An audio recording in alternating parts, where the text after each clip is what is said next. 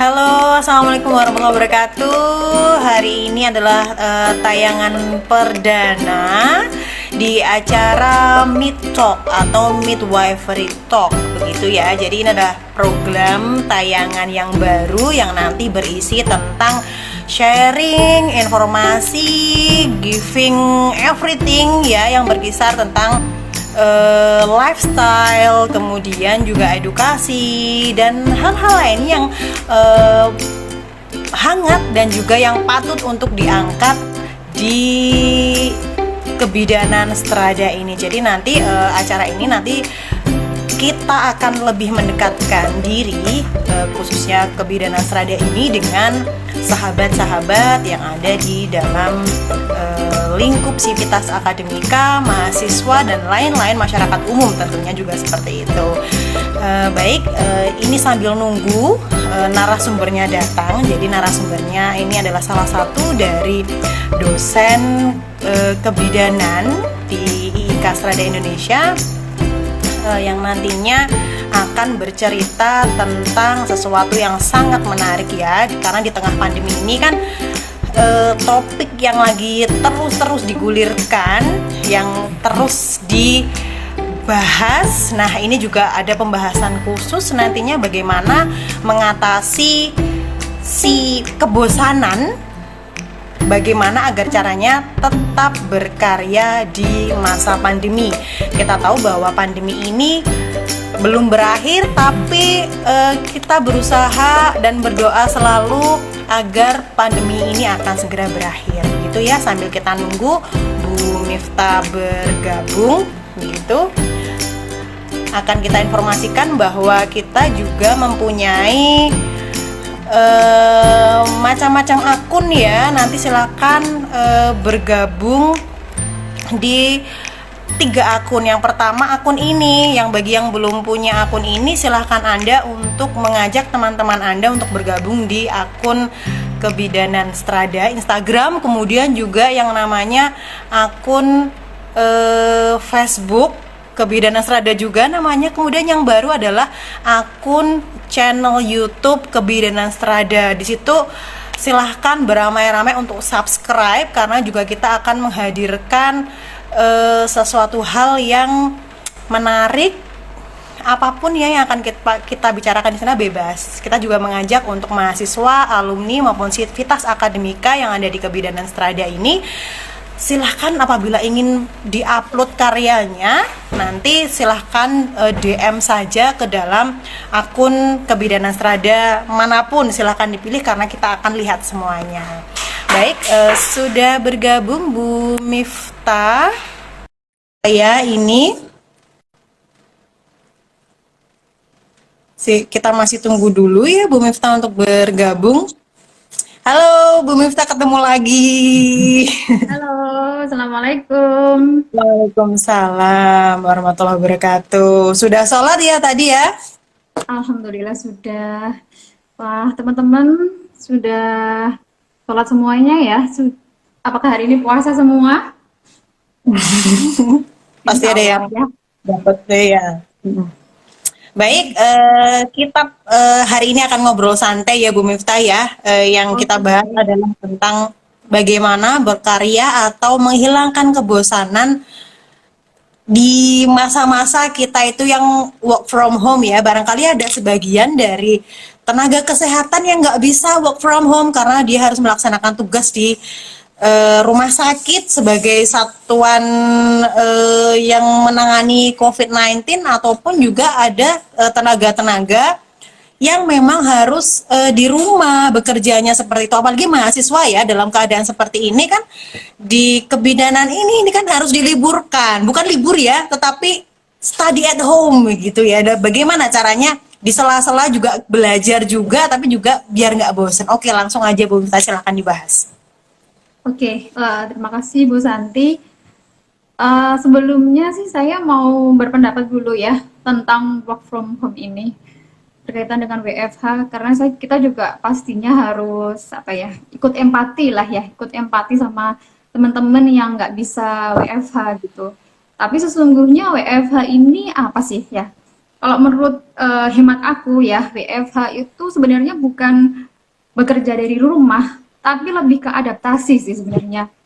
Karena pada dasarnya dulu saya memiliki pemikiran kalau pekerjaan di rumah itu jangan dibawa pulang, dan pekerjaan kantor jangan dibawa pulang, dan pekerjaan rumah jangan dibawa ke kantor. Itu prinsip saya dulu seperti itu. Tapi karena adanya pandemi ini jadi merubah pandangan saya gitu. Akhirnya saya istinya adaptasi. Mungkin dari beberapa teman-teman juga banyak yang mengalami seperti itu. Isinya adalah tentang adaptasi, adaptasi diri terutama di sini. Adaptasi diri yang awalnya harus work from office, yang awalnya harus studi from campus. Nah, sekarang harus polanya dirubah. Di rumah pun harus tetap bekerja, meskipun pada dasarnya di rumah itu juga nggak berhenti bekerja gitu ya. Di rumah kan pekerjaan rumah tangga, terutama kita yang sudah punya anak, sudah punya suami, itu banyak banget pekerjaan yang dilakukan di rumah gitu. Nah, work from home ini sebenarnya kalau saya sih ada hikmahnya ya, ada hikmahnya. Hikmah work from home itu kita jadinya satu adalah kita jadi melek IT gitu. Kita jadi nggak gaptek, mau tidak mau, suka tidak suka, terpaksa atau tidak gitu ya. Kita pasti akan belajar yang namanya IT gitu. Mungkin Iya, betul. teman-teman milenial saat ini gitu ya, itu sudah terbiasa dengan IT. Cuman kalau yang kita-kita ini yang middle up gitu ya, atau mungkin bahkan Jadi apa teman-teman itu, yang Bu? saat ini juga ada yang masih gaptek juga ada mungkin ya. Mohon maaf. Nah, dari adanya work from home ini kita akhirnya belajar IT, kemudian sedikit demi sedikit eh, pengetahuan, kemampuan untuk mengoperasikan atau menggunakan apa itu namanya IT atau teknologi itu sedikit mengalami peningkatan. Ya, Bu Santi ya. Awalnya saya nggak Iya. bisa menggunakan Zoom, sekarang sudah bisa. Awalnya dulu kita ngajar, kita biasanya kalau online kita ngajar online paling WA group itu kan sudah biasa ya, mungkin apa tuh namanya, Kulwab begitu.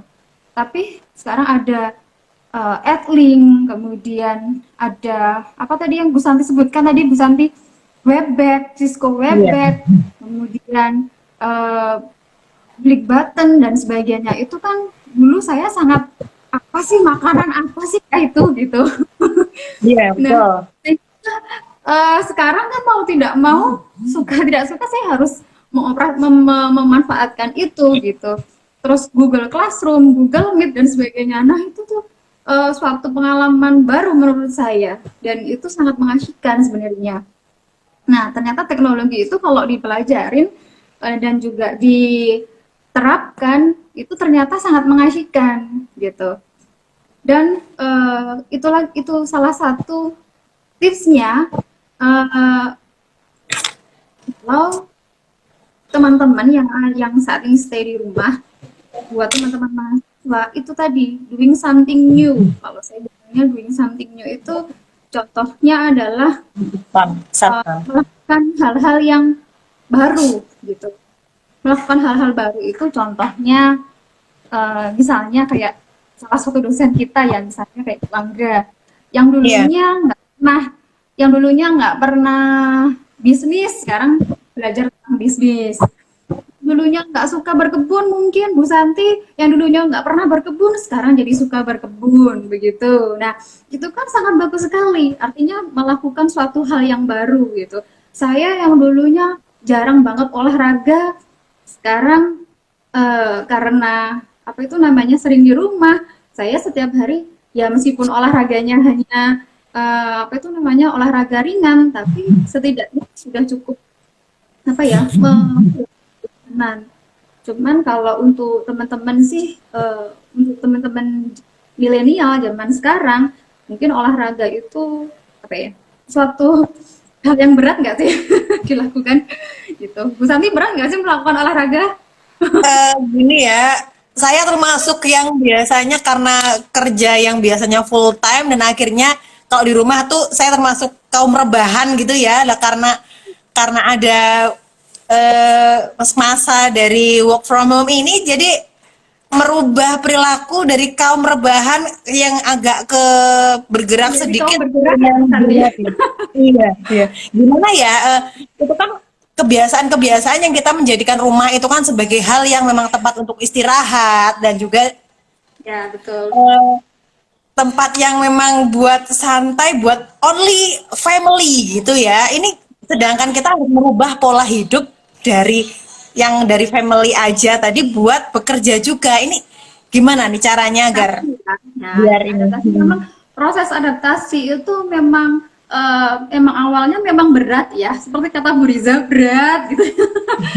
Berat, memang awalnya berat, tapi memang ketika kita konsisten melakukan hal itu, dan dalam hal ini adalah melakukan sesuatu itu yang menyenangkan, doing something new tapi yang menyenangkan gitu. Menyenangkan versinya Bu Miftah sama versinya teman-teman mungkin akan berbeda berbeda pemikiran. Cuman saya akan membagikan beberapa apa sih yang saya lakukan dan apa sih biar kita itu apa itu namanya produktif gitu ya. Nah, salah satunya adalah kita tuh harus meluangkan waktu minimal 3 jam, 1 jam aja deh kalau berat ya. 1 jam atau 3 jam itu untuk melakukan kegiatan gitu. Produktif, kegiatan produktif ya. Kegiatan produktif di sini tuh belepotan.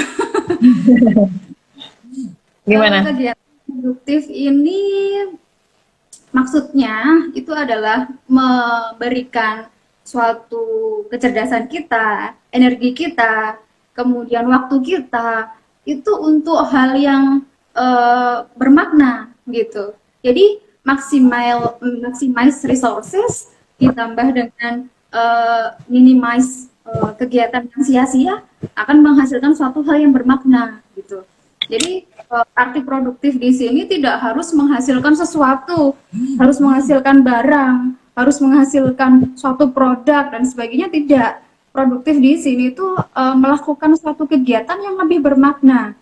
Tidak bisa pun bermakna untuk orang lain, setidaknya bermakna untuk diri sendiri, gitu. Nah, itu produktif. Nah, caranya biar kita bisa produktif selama di rumah atau menghasilkan karya selama di rumah. Pertama itu teman-teman harus meluangkan waktu terlebih dahulu. Tuh. Eh, mau tidak mau ya, waktu itu memang apa ya? Waktu itu adalah king ya, raja. Kalau kita tidak menggunakan waktu dengan sebaik mungkin, pastinya kita juga tidak akan menghasilkan sesuatu yang bermakna pula gitu.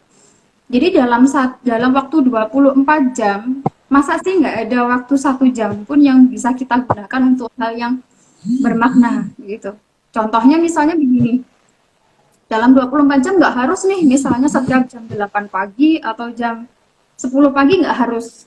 Tapi kita membuat time sendiri. Misalnya hari ini saya bisa bekerja, saya meluangkan waktu nih selama 1 jam, misalnya dari jam 7 pagi atau misalnya jam 7 pagi itu karena kan di masa-masa habis sholat subuh, habis olahraga kayak gitu, bukalah sesuatu hal yang menyenangkan atau misalnya buka handphone gitu.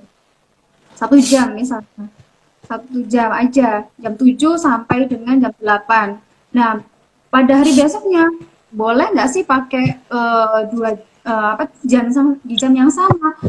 Ya bisa saja, bisa pakai jam yang sama, bisa tidak, menyesuaikan dengan kondisi, terutama ini nih ibu rumah tangga begitu ya. Ibu rumah tangga itu kan unconditional banget ya. Terkadang jam 7 itu anak nangis, suami rewel atau macam-macam lah gitu. Jadi waktu itu kita aja yang nentuin waktu 1 jam atau 3 jam melakukan hal yang bermakna gitu. Dan selanjutnya lagi hilangkan distraksi gitu, hilangkan distraction ya. Jadi pengganggu dihilangkan. Contoh, kalau misalnya saya planning saya atau rencana saya yang ingin saya buat produktif adalah saya itu kan lagi seneng banget mendengar podcast ya gitu. Mungkin kalau teman-teman yang masih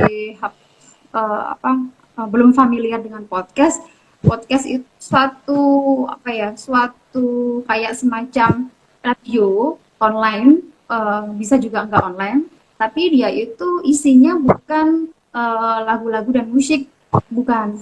Kalau podcast itu lebih ke hal-hal yang bermakna, kemudian edukasi dan sebagainya. Nah, saya biasanya meluangkan waktu sekitar 1 jam untuk ngedengerin podcast gitu. Nah, eee, jadi kalau ketika saya mendengarkan podcast, notifikasi WA, itu saya nonaktifkan. Jadi distraksi itu saya hilangkan. Jadi misalnya distraksi itu contohnya kan ada yang WA, ada yang telepon, kemudian IG dan sebagainya. Itu kan salah satu pengganggu ya. Itu adalah variabel pengganggu yang paling-paling apa ya, yang saya bilang itu yang paling bisa banget merubah kegiatan kita menjadi lihat HP itu ya WA itu gitu. Jadi kadang mungkin teman-teman yang mohon maaf ya kalau misalnya teman-teman kadang dalam waktu 1 jam atau 2 jam saya nggak balas WA sama sekali. Nah itu pada saat itu mungkin itu adalah quality time saya. Quality time itu artinya mengerjakan waktu hal yang bermakna itu. Nah, itu salah satu tipsnya biar kalian itu tetap produktif. Apa saja, nggak harus ngedengerin podcast. Itu tadi yang saya contohkan adalah apa yang saya lakukan gitu, ngedengerin podcast. Oke. Tadi kan biasanya kan Manajemen kita ya. harus memanajemen gitu ya. Kadang distraksi itu datang dari hal yang memang tidak terduga. Misal, oke lah, kayak misalnya kita sedang jadi mahasiswa kayak gitu dan kemudian ngerjain tugas atau apapun yang memang penting atau lagi melakukan sesuatu yang bermakna itu ya, tetapi ada distraksi datang. Misalnya, oh si Ade minta tolong untuk dikerjain tugasnya barangkali ngajarin si Ade. Kemudian juga untuk yang udah momi-momi di sini, misalnya dia itu lagi ini banget ya, lagi apa ya, semacam ngajar kuliah online atau apapun gitu, ternyata anaknya rewel. Nah, gimana nih kira-kira hal-hal yang distraksi yang tidak terduga itu biar kita juga bisa meminimalis gitu. Tadi ya yang saya bilang di depan tadi bahwa kalau misalnya nentuin jam, itu jam-jam saat anak lagi tidur. Kemudian apa itu namanya, anak lagi misalnya kalau saya biasanya cara saya, anak saya tak kasih HP saya, biar saya nggak apa itu namanya menggunakan HP gitu. Jadi biar saya itu nggak megang HP sama sekali, nggak ngelihat WA, nggak ngelihat IG, nggak ngelihat YouTube. Biasanya aku tuh ngasihin HP-ku ke anakku sehingga dia itu diem. Nah saat itu aku bisa apa itu namanya, bisa Fokus. melakukan sesuatu gitu. Jadi pandai-pandai aja kita jadi waktunya itu lebih fleksibel. Cuman syaratnya adalah satu, luangkan waktu gitu aja. Jadi untuk waktunya kita sendiri yang tahu gitu. Terus kemudian kalau ketika mengajar ya, mengajar itu karena mengajar itu adalah sudah terschedule sebelumnya ya. Dan kita nggak bisa memilih waktu tersebut gitu. Kecuali kalau tadi yang biar kita produktif kita nentuin waktu sendiri. Kalau ngajar itu kita nggak bisa nentuin sendiri. Ngajar itu schedule-nya udah jelas, mahasiswa juga sudah ready dan sebagainya. Nah, kita kudu pandai-pandai mensiasati gitu. Ketika misalnya jam-jam waktu ngajarnya itu adalah jam 1 siang, ketika anak-anak itu waktunya untuk tidur, ya kita pergunakan waktu itu untuk ini apa itu namanya mengajak anak untuk tidur lebih awal gitu. Misalnya jam 12 itu sudah mulai ditidurkan. Sehingga jam 1 kita sudah ready untuk mengajar. Atau bisa juga istilahnya anaknya dititipkan ke apa itu namanya, yang jagain. Kalau yang punya penjaga ya, kalau yang punya ART mungkin bisa di apa sih, kalau saya sih Dikondisikan ya. biasanya Jadi memang kondisikan. harus iya, jadi harus ada waktu-waktu tertentu untuk mengkondisikan dari anak atau dari hal-hal lain yang bisa jadi kan dikasih pengertian dulu ya seperti ini. Jadi ketika nanti akan bisa melihat apa kebiasaan-kebiasaan yang kita lakukan di rumah, bekerja dari rumah Hmm. seperti itu. Akhirnya si misalnya rewel dan lain-lain agak lebih bisa diminimalisir begitu ya. Iya, betul. Betul sekali. Karena pada dasarnya kita bekerja di rumah itu harus siap diganggu gitu. Harus siap di eh, apa itu namanya kegiatan kita dipantau oleh anak dan dipantau oleh suami begitu ya. Karena seharusnya di rumah kan bukan untuk bekerja from bekerja yang harusnya from the office begitu. Harusnya kan bekerja memang ditempatkannya di office, bukan di rumah gitu. Cuman ya kita memang harus mengkondisikan itu. Nah, saya rasa anak kita ya, anak-anak itu lebih bisa apa ya? Kalau saya bilang lebih bisa fleksibel.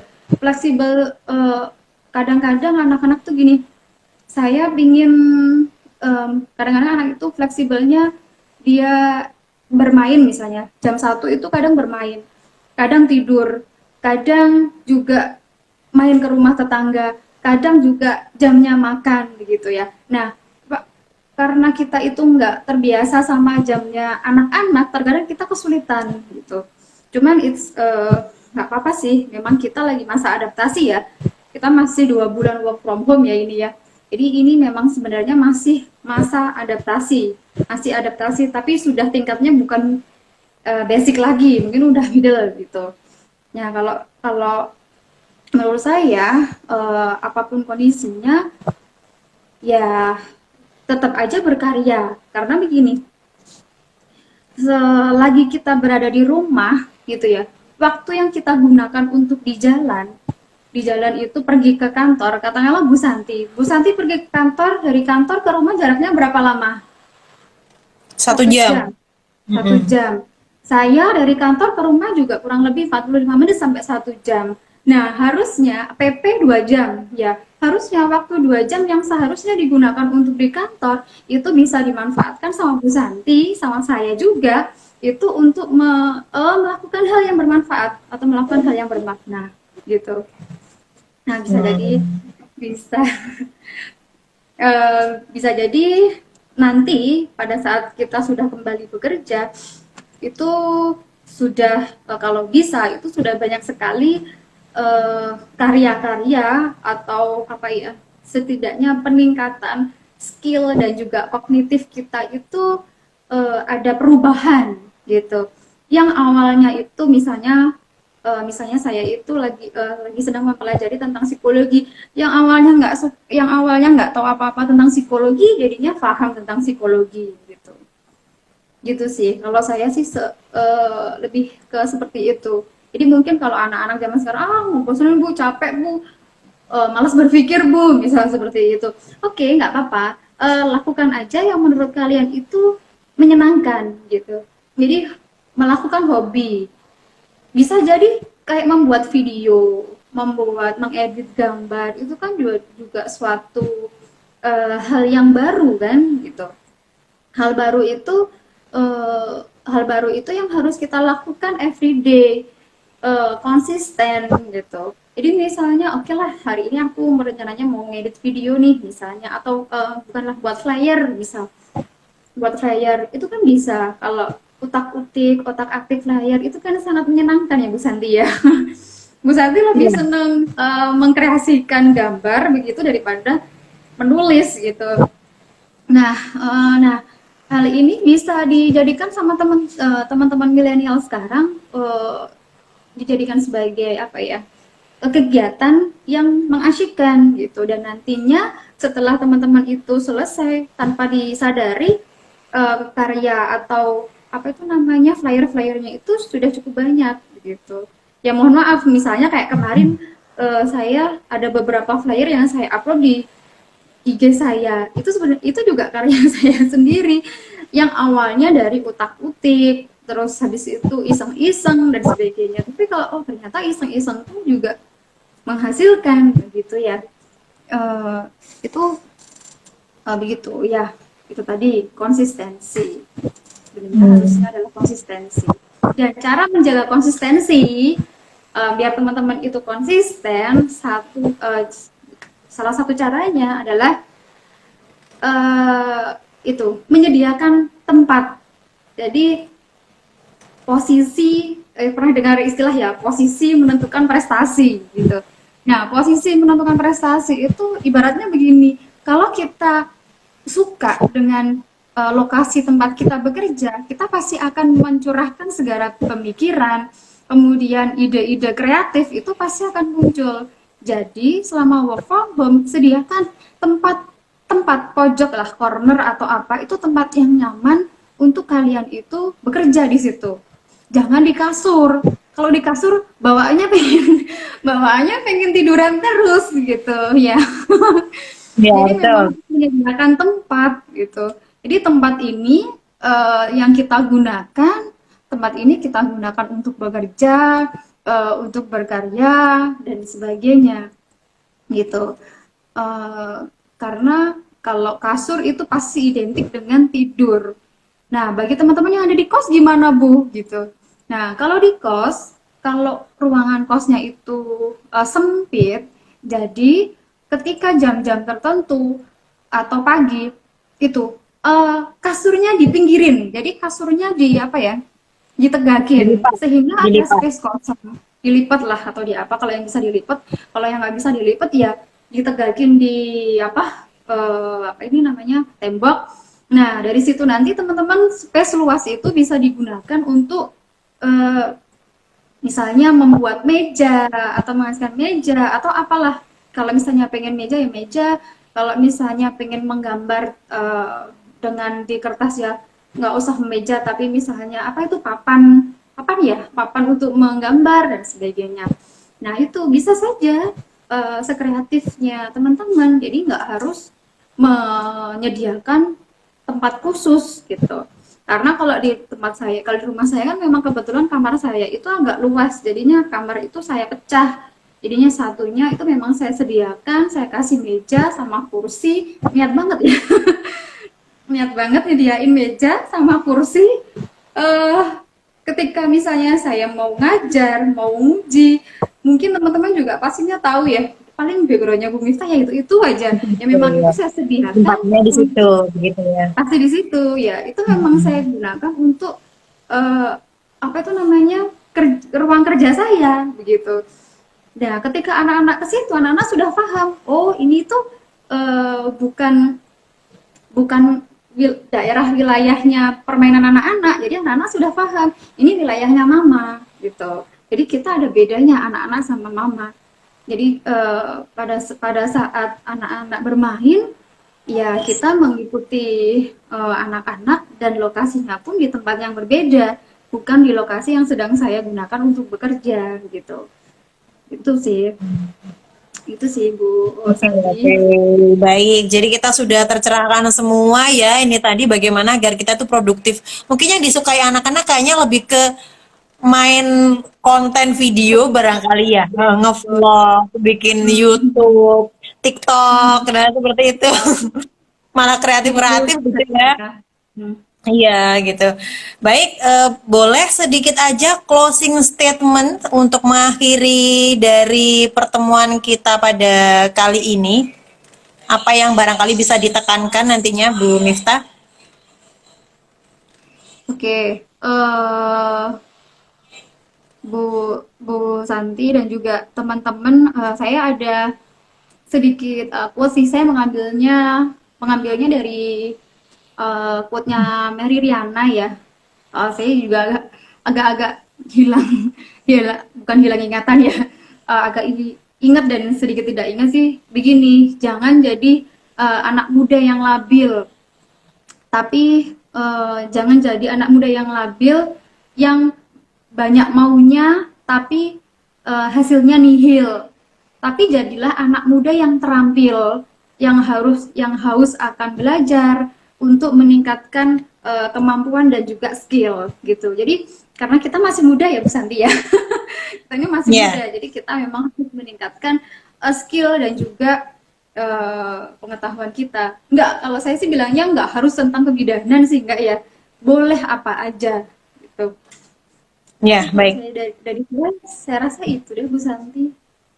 Oke, terima kasih banyak Bu Miftah telah hadir pada Meet Talk untuk hari ini gitu ya, dan pesan-pesan untuk semuanya bahwa Kebidanan Strada itu punya akun, 3 akun ya. Yang pertama pada Instagram, yang kedua di Facebook, dan yang ketiga yang paling baru kita ada di YouTube. Jadi tolong semuanya beramai-ramai untuk subscribe di Kebidanan Strada YouTube channel ya. Nanti silakan Anda cari di kolom search-nya dan kemudian ketikkan Kebidanan Strada di situ, nanti akan muncul, dan kita akan berusaha untuk mengembangkan YouTube itu dengan sesuatu hal yang bermanfaat, menarik, dan juga menambah untuk pengembangan diri juga dan informasi seperti itu. Kita akan akhiri pada hari ini ya Bu Miftah. Sampai ketemu lagi pada sesi berikutnya dengan pembahasan yang menarik juga untuk selanjutnya seperti itu ya. Saya akhiri. Assalamualaikum warahmatullahi wabarakatuh. Dadah. Terima kasih ya teman-teman yang sudah gabung dan hadir. Saya akhiri ya. Assalamualaikum warahmatullahi wabarakatuh. Iya, dadah semuanya.